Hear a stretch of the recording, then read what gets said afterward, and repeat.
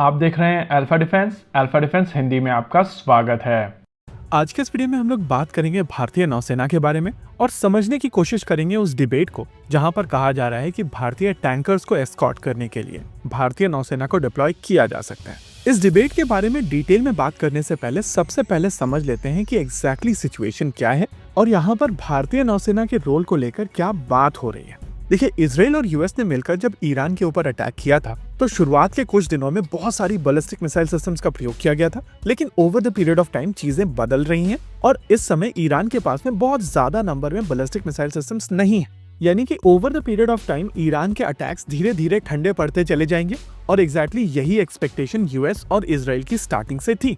हालांकि जो चीजें एक्सपेक्ट की गई थी लेकिन बहुत ज्यादा इंपॉर्टेंट नहीं मानी गई थी, उसके चलते परेशानी और ज्यादा बढ़ने वाली है और वो चीजें हैं यूयूवीज और यूएवीज।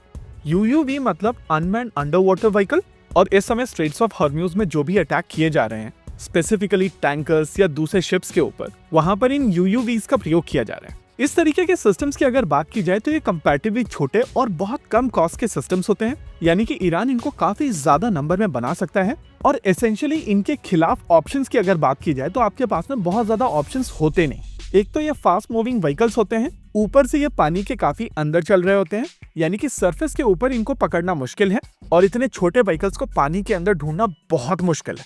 अगर इनके खिलाफ ऑप्शंस की बात की जाए तो बहुत ज्यादा नंबर में अगर आपके शिप की तरफ इस तरीके के सिस्टम्स आते हैं तो आपके पास में बहुत ज्यादा ऑप्शंस होते ही नहीं। लेकिन अगर एक दो व्हीकल्स आपके तरफ आ रहे हैं और आपका शिप नेवल शिप है तो आपके शिप के ऊपर कुछ काइनेटिक ऑप्शंस अवेलेबल होते हैं, जैसे कि गन्स या फिर एंटी सबमरीन रॉकेट्स जैसे कि RBU 6000। अच्छा, ये ऑप्शंस भी अगर आप देखें तो काफी हद तक ये एसिमेट्रिक है। जैसा कि शाहिद जैसे ड्रोन्स को मारने के लिए आपका इंटरसेप्टर काफी कॉस्टली हो जाता है, वैसे इन छोटे यूयूवीज को मारने के लिए जब आप एंटी सबमरीन रॉकेट्स का प्रयोग करते हैं तो वो भी एक काफी कॉस्टली इंटरसेप्शन होता है। लेकिन जब शिप एक टैंकर होता है तो उसके ऊपर बड़ा सा टारगेट का सिंबल बना हुआ होता है और इन टैंकर्स के पास में किसी भी तरीके का ऑप्शन नहीं है इन यूयूवी से बचने का। थ्योरेटिकली अगर आपके लिए ये टैंकर्स इंपॉर्टेंट हैं तो आप नेचुरली वहां पर अपने नेवल शिप्स को डिप्लॉय करेंगे और इंश्योर करेंगे कि ये टैंकर्स टारगेट ना हो। लेकिन चीजें इतनी सिंपल नहीं है जितनी दिख रही हैं। थ्योरेटिकली भारत की मिनिस्ट्री ऑफ एक्सटर्नल अफेयर्स की तरफ से पहले ईरान से बात करने की कोशिश की गई थी और बाद में ईरान की तरफ से ये क्लियर कर दिया गया था कि भारत को किसी भी तरीके का एक्सेप्शन नहीं दिया गया है, बल्कि स्ट्रेट्स ऑफ हॉर्म्यूज में जितने भी शिप्स आएंगे उन सभी को टारगेट किया जाएगा।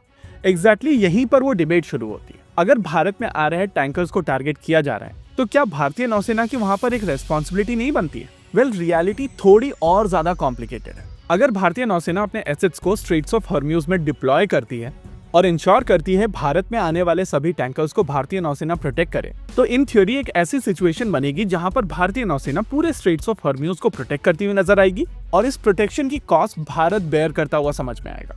रियलिटी में अगर इस कॉन्फ्लिक्ट को देखें तो ये पेंडोरास बॉक्स इजराइल और यूएस ने खोला है, यानी कि उनकी रेस्पॉन्सिबिलिटी बनती है कि स्ट्रेट्स ऑफ हॉर्म्यूज को सेफ रखा जाए, लेकिन यूएस अपने एसेट्स को लेकर वहां से दूर निकल चुका है और थ्योरेटिकली वो चाहता है कि India, China, Japan, south Korea और बाकी ऐसे देश जो सऊदी अरेबिया से पेट्रोलियम खरीदते हैं या कतर से LNG एक्वायर करते हैं, वो स्ट्रेट्स ऑफ हॉर्म्यूज में अपने एसेट्स को डिप्लॉय करें और जो काम एक्चुअली यूएस को करना था उसकी कॉस्ट, उसके कॉन्सिक्वेंसेस और उसके रिस्क ये देश झेलें। फिलहाल के लिए अगर भारत की अप्रोच को देखा जाए तो भारतीय नौसेना स्टैंड बाय पर है और भारतीय नौसेना वहां पर डिप्लॉयड नहीं है। लेकिन अगर पोटेंशियली देखा जाए तो आने वाले समय में ऐसी सिचुएशन बन सकती है जहां पर भारतीय नौसेना को वहां पर अपने एसेट्स को डिप्लॉय करना पड़े, और अगर आप कॉस्ट एंगल को छोड़ भी दें तो रिस्क एंगल काफी ज्यादा सिग्निफिकेंट होने वाला है। वैसे तो भारतीय नौसेना अगर अपने एसेट्स वहां पर डिप्लॉय करती है तो नौसेना के पास में ये क्षमता है कि वो स्ट्रेट्स को पूरी तरीके से कंट्रोल कर सके।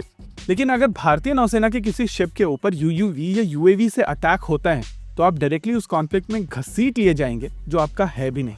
होप यहाँ पर चीजें क्लियर हुई होंगी। इसी के साथ आज के इस वीडियो में रखते हैं केवल इतना ही। वीडियो को अंत तक देखने के लिए धन्यवाद। देखते रहिए अल्फा डिफेंस। जय हिंद।